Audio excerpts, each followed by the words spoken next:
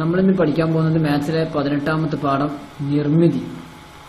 ആ വാക്കിൽ തന്നെ ഉണ്ട് എന്താണ് നിർമ്മിതി എന്ന് പറഞ്ഞാൽ നിർമ്മിക്കലാണ് പഠിക്കാൻ പോകുന്നത്. ആ ചാപ്റ്ററിന്റെ ഹെഡിങ് പോലെ തന്നെ നിർമ്മിക്കൽ തന്നെയാണ് നമ്മൾ ഈ പാഠഭാഗത്ത് പഠിക്കേണ്ടത്. ത്രികോണം നിർമ്മിക്കാൻ, അതേപോലെ അതുമായിട്ട് ബന്ധപ്പെട്ട കാര്യങ്ങളൊക്കെ വരക്കാൻ വേണ്ടിയിട്ടാണ് നമ്മൾ ഈ പാഠം പഠിക്കുന്നത്. ഒന്നാമത്തെ ഭാഗത്തിൽ പഠിക്കുന്നത് അല്ലെങ്കിൽ നിർമ്മിതി 1 എന്ന് നിങ്ങൾ ടെക്സ്റ്റ് ബുക്കിൽ 426ാമത്തെ പേജിൽ കാണാം.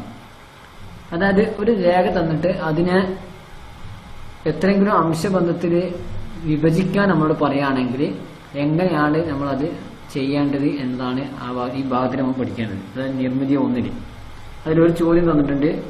ഒരു രേഖാഖണ്ഡത്തെ തന്നിരിക്കുന്ന അംശബന്ധത്തിൽ ആന്തരികമായി വിഭജിക്കുക. ആന്തരികമായ വാക്കിന്റെ അർത്ഥം അറിയാം, ഉള്ളിലായിട്ട് എന്ന് അതിന്റെ അർത്ഥം.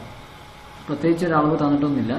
അപ്പോൾ നമ്മളോട് ഒരു രേഖ വരച്ചിട്ട് അതിനെ 2:3 എന്ന അംശബന്ധത്തിൽ വിഭജിക്കാനാണ് പറയുന്നത്. അതായത് ഒരു ഭാഗത്ത് 2ഉം മറ്റേ ഭാഗത്ത് 3ഉം ഭാഗങ്ങൾ വരുന്ന രീതി. അതായത് ടോട്ടൽ 5 എണ്ണം ഉണ്ടാകുന്നെങ്കിൽ അതിൽ 3 ഭാഗം ഒരു ഭാഗത്തും 2 ഭാഗം അല്ലെങ്കിൽ 2 എണ്ണം ഒരു ഭാഗത്തും. അതായത് ഇപ്പോൾ 5 സെന്റിമീറ്റർ ഉള്ളെങ്കിൽ 3 സെന്റിമീറ്റർ ഒരു ഭാഗത്തും 2 സെന്റിമീറ്റർ മറ്റേ ഭാഗത്തുള്ള രീതിയിൽ വിഭജിക്കാൻ വേണ്ടിയിട്ടാണ് പറയുന്നത്. 5 സെന്റിമീറ്റർ നമുക്ക് എളുപ്പത്തിൽ നേരിട്ട് വരച്ച് ചെയ്യാൻ പറ്റും. പക്ഷെ അങ്ങനെയല്ല, ഏതൊരു രീതിയിൽ അല്ലെങ്കിൽ ഏതൊരു നീളത്തിലുള്ള രേഖ തന്നാലും അതിനെ എങ്ങനെയാണ് വിഭജിക്കാം എന്നാണ് നമ്മൾ ആദ്യം പഠിക്കാൻ പോകുന്നത്. നമ്മുടെ ഈ ചോദ്യത്തിന് ഞാനൊരു ഉദാഹരണമായിട്ട് 10 സെന്റിമീറ്റർ ഉള്ള ഒരു രേഖ വരക്കുന്നത്.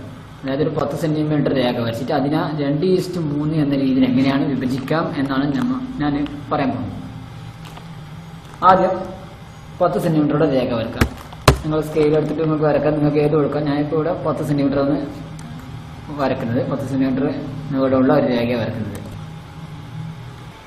ഞാൻ ഇവിടെ 10 സെന്റിമീറ്ററുള്ള രേഖ വരച്ച് ഇനി ഇതിനെ 5:3 വിഭജിക്കാൻ വേണ്ടിയിട്ട് നമുക്ക് പോകുന്നത്.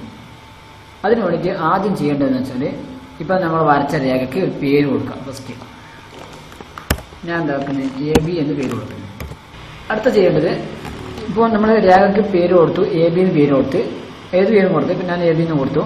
അടുത്ത് ചെയ്യേണ്ടത് A എന്ന ബിന്ദുവിൽ അല്ലെങ്കിൽ നിങ്ങൾ എന്താണ് പേര് കൊടുത്തത് അവിടെ നിന്ന് മുകളിലേക്ക് ഒരു രേഖ വരക്കാം. വരക്കുമ്പോൾ പ്രത്യേകം ശ്രദ്ധിക്കണം, വരക്കാൻ പോകുന്ന രേഖയും നേരത്തെ ഉള്ള രേഖയും, അതായത് ഇപ്പോൾ ഇവിടെയാണെങ്കിൽ AB എന്ന രേഖയും ഇനി വരക്കാൻ പോകുന്ന രേഖയും തമ്മിലുള്ള കോൺ എന്ന് പറയുന്നത് 90 ഡിഗ്രിയിൽ കുറവായിരിക്കണം. അതായത് ന്യൂന കോണായിരിക്കണം വരക്കുന്നത് എന്നർത്ഥം.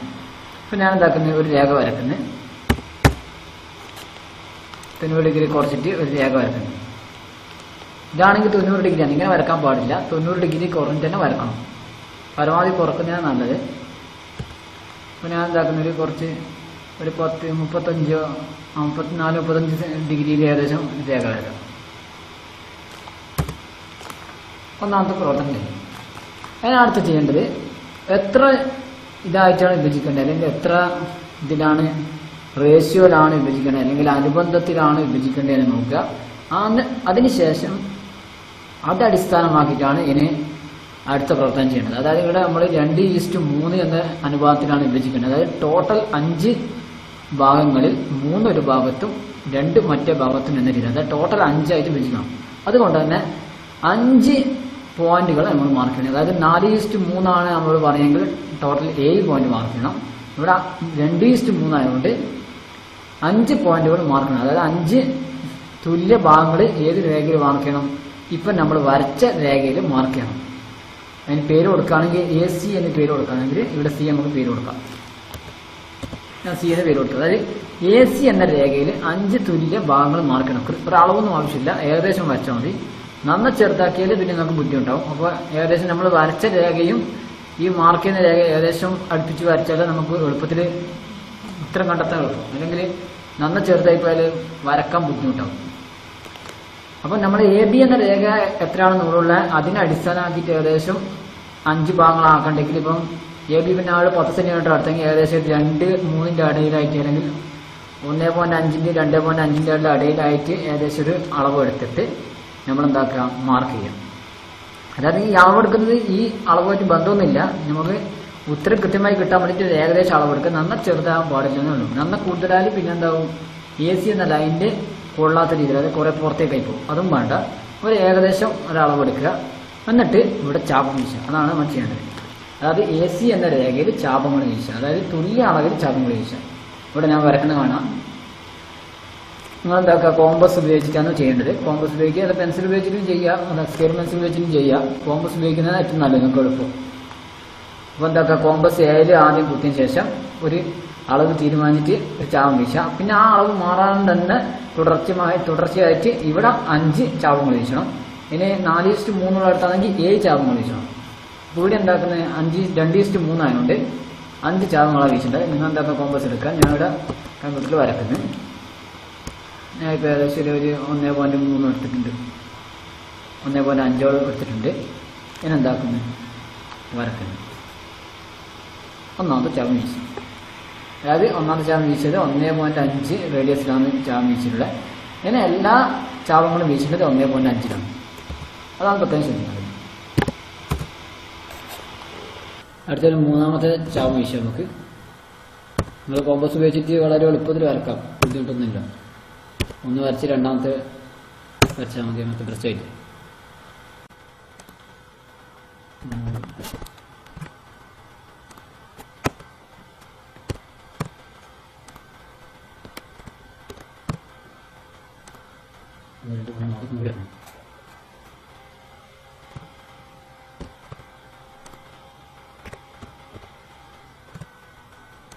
ഇപ്പം നമ്മൾ 5 ചാപങ്ങൾ വീശി, അതായത് 5 ഭാഗങ്ങളാക്കണം. അതായത് 2:3 എന്നതായതുകൊണ്ട് ടോട്ടൽ ഭാഗങ്ങൾ വേണ്ടത് 5ആണ്.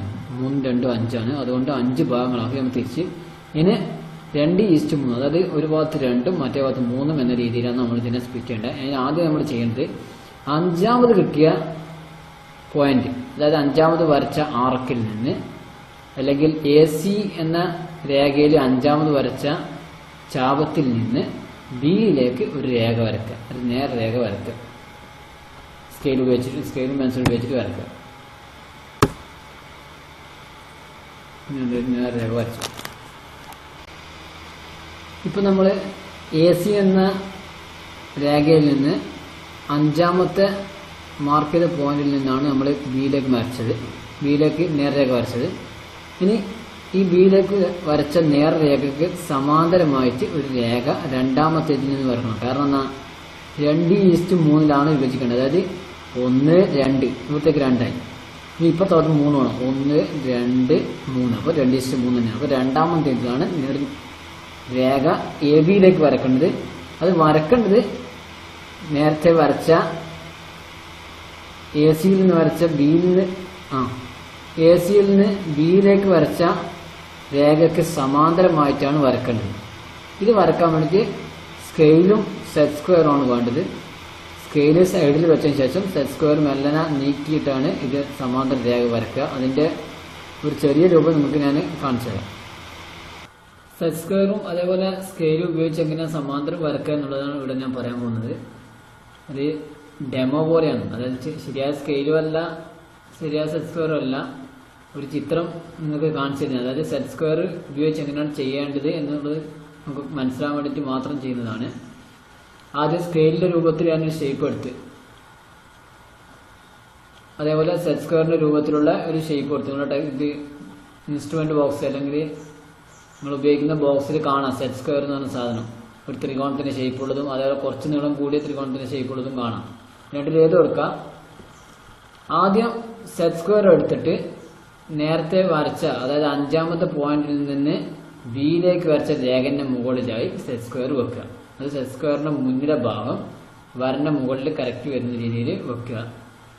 ശേഷം വെക്കുമ്പോൾ പ്രത്യേകം ശ്രദ്ധിക്കണം, എവിടെയെങ്കിലും വെച്ചാൽ പോരാ. ആ രേഖയിൽ നമുക്ക് എവിടെയാണോ സമാന്തരം വരക്കേണ്ടത് അതിന് കറക്റ്റായിട്ട് സമാന്തരം വരക്കേണ്ട രേഖയും ഈ രേഖന്റെയും ഒരേ ലെവലിലായിരിക്കണം സെറ്റ് സ്ക്വയർ വെക്കേണ്ടത്. സെറ്റ് സ്ക്വയർ എടുത്തിട്ട് താല് വെച്ചാൽ നിങ്ങൾക്ക് എന്താക്കാൻ പറ്റില്ല, സമാന്തരം വരക്കാൻ പറ്റില്ല. അതുകൊണ്ട് പരീക്ഷിച്ച് നോക്കാം. കറക്റ്റായിട്ട് വെച്ചാൽ നിങ്ങൾക്ക് സമാന്തരമായിട്ട് ഒരു രേഖ രണ്ടാമത്തെ പോയിന്റിൽ നിന്ന് വരക്കാൻ പറ്റും. അതുകൊണ്ട് എവിടെയാണോ രേഖ വരക്കേണ്ടത് അതിനെ അനുസരിച്ചിട്ടുള്ള ഒരു സ്ഥാനത്ത് സെറ്റ് സ്ക്വയർ വെക്കുക. അതിനുശേഷം സ്കെയില് തൊട്ടടുത്തായിട്ട് വെക്കുക. ഇപ്പൊ ഇവിടെ ഞാൻ വെച്ച പോലെ സ്കെയില് സെറ്റ് സ്ക്വയറിന്റെ സൈഡിലായിട്ട് അടുപ്പിച്ച് വെക്കുക. ഈ സ്കെയില് വെക്കുന്ന എന്തിനാന്ന് വെച്ചാല് സെറ്റ് സ്ക്വയറിനെ നീക്കാൻ വേണ്ടിയിട്ടാണ്, അതായത് മുന്നോട്ടേക്ക് തള്ളാൻ വേണ്ടിയിട്ടാണ് സ്കെയില് വെക്കുന്നത്. അങ്ങനെ മെല്ലനെ മുന്നോട്ടേക്ക് നീക്കിയിരുന്നു. അങ്ങനെ നീക്കിയിട്ട് രണ്ടാമത്തെ പോയിന്റിന്റെ അടുത്ത് എത്തിച്ച്, രണ്ടാമത്തെ പോയിന്റിന്റെ അടുത്ത് എത്തിക്കാൻ വേണ്ടിയിട്ട് മാത്രമാണ് സ്കെയിൽ ആവശ്യം. പിന്നെ സ്കെയിൽ ആവശ്യമില്ല. രണ്ടാമത്തെ പോയിന്റിന്റെ അടുത്ത് എത്തിയാൽ സ്കെയിൽ ഒഴിവാക്കുക, അല്ലെങ്കിൽ സ്കെയിൽ അവിടെ വെച്ച് വെച്ച് കുഴപ്പമൊന്നുമില്ല. പിന്നെ സെറ്റ് സ്ക്വയർ ടൈറ്റ് ആയിട്ട് പിടിച്ചു. ഫസ്റ്റ് ചെയ്യേണ്ടത് സെറ്റ് സ്ക്വയർ നേരത്തെ വരച്ച രേഖന്റെ മുകളിൽ ടൈറ്റ് ആയിട്ട് പിടിക്കുക. ശേഷം സ്കെയില് തൊട്ടടുത്ത് വെക്കുക. സ്കെയില് തൊട്ടടുത്ത് വെച്ച് രണ്ടിന് സെറ്റ് സ്ക്വയറും സ്കെയിലും അടുത്തടുത്ത് വെച്ചുള്ള ലെവലിൽ വെച്ചതിന് ശേഷം സ്കെയില് ടൈറ്റ് ആക്കുക, സെറ്റ് സ്ക്വയർ ലൂസ് ആക്കുക. പിന്നെ സെറ്റ് സ്ക്വയർ മുന്നിലേക്ക് നീക്കിയതിന് ശേഷം എവിടെയാണോ രേഖ വരക്കേണ്ടത് അവിടെ എത്തിയ ശേഷം സെറ്റ് സ്ക്വയർ ടൈറ്റ് ആക്കുക. അതായത് കൈ കൊണ്ട് അമർത്തി പിടിക്കുക, സ്കെയിൽ ഒഴിവാക്കുക. അതിനുശേഷമാണ് നമ്മൾ എന്താക്കേണ്ടത്, പെൻസിൽ ഉപയോഗിച്ചിട്ട് രേഖ വരക്കേണ്ടത്. ഈ രേഖ എന്ന് പറയുന്നത് നേരത്തെ ഉള്ള രേഖയും ഈ രേഖയും തമ്മിൽ സമാന്തരമായിരിക്കും എന്നതാണ് അതിന്റെ പ്രത്യേകത. അതായത് സെറ്റ് സ്ക്വയറും സ്കെയിലും ഉപയോഗിച്ച് എങ്ങനെയാണ് സമാന്തരം വരക്കുക എന്നുള്ളതാണ് നമ്മളിപ്പോൾ ഇവിടെ പറഞ്ഞത്. ഈ രീതിയിലാണ് സമാന്തരമായിട്ട് രേഖകൾ വരക്കേണ്ടത്. നമ്മളിങ്ങനെ സമാന്തരമായിട്ട് രേഖകൾ വരച്ചതിന് ശേഷം സ്കെയിലും അതേപോലെ സെറ്റ് സ്ക്വയറും മാറ്റി വെക്കുക. എന്നിട്ട് നമുക്ക് കാണാം 2:3 എന്ന അംശബന്ധത്തിൽ നമ്മളെ ത്രികോണത്തിനെ വിഭജിച്ചതായിട്ട് നമുക്ക് കാണാൻ സാധിക്കും. ഇപ്പൊ നിങ്ങൾ കണ്ട പോലെ സെറ്റ് സ്ക്വയർ ഉപയോഗിച്ചിട്ട് എന്താക്കുക, നീക്കിയിട്ട് രേഖ വരയ്ക്കുക. ഇപ്പൊ ഞാൻ രേഖ വരക്കുന്നത്, അതിന് സമാന്തരമായിട്ട് രേഖ വരക്കുന്നത്. കമ്പ്യൂട്ടറിൽ അത്ര ബുദ്ധിമുട്ടൊന്നുമില്ല, ഡയറക്റ്റ് വരക്കാൻ പറ്റുന്നുണ്ട്. ഇതിങ്ങനെ എടുത്തിട്ട് ഇങ്ങോട്ടേക്ക് നീട്ടി വെക്കുക.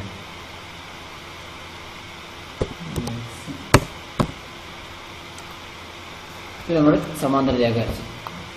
പിന്നെ ഇത് 2:3 എന്ന അംശബന്ധത്തിൽ ഇതിനെ സ്പ്ലിറ്റ് ചെയ്തിട്ടുണ്ടോ എന്ന് നമുക്ക് നോക്കാം. അതിന് വേണ്ടിയിട്ട് നമുക്ക് 2 ഭാഗം അളന്ന് നോക്കാം.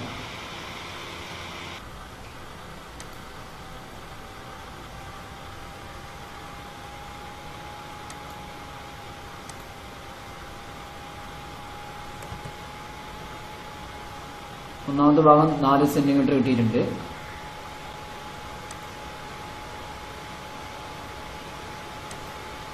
രണ്ടാമത്തെ ഭാഗം 6 സെന്റിമീറ്ററും കിട്ടിയിട്ടുണ്ട്. കറക്റ്റാണോ? എന്താ കണ്ടീഷൻ? 2:3 ആണ്. അതായത് 2:3 പറഞ്ഞാൽ ഒന്ന് നമ്മൾ 5 ഭാഗങ്ങൾ, 10 സെന്റിമീറ്ററിനെ 5 ഭാഗങ്ങളാക്കുകയാണെങ്കിൽ ഒരു ഭാഗം എന്ന് പറയുന്നത് 2 സെന്റിമീറ്റർ ആയിരിക്കും. അങ്ങനത്തെ 2 ഭാഗങ്ങളാണ് ഒന്നാമത്തെ പാർട്ടുണ്ട്. അതായത് 2 എന്ന് പറഞ്ഞാൽ 4. രണ്ടാമത്തെ ഭാഗത്തിൽ 3 ഭാഗങ്ങളുണ്ടാകുക. ഏത്? 2 സെന്റിമീറ്ററുള്ള 3 ഭാഗങ്ങൾ, അതായത് 6 സെന്റിമീറ്റർ ഉണ്ടാകും. കറക്റ്റാണ്. നമ്മൾ ചെയ്ത പ്രവർത്തനം വളരെ കറക്റ്റാന്നുള്ളത് നമുക്ക് കാണുന്നുണ്ട്. ഈ രീതിയിലാണ് ഏതൊരു രേഖയും അംശബന്ധത്തിൽ വിഭജിക്കാൻ പറഞ്ഞാൽ ചെയ്യേണ്ടത്.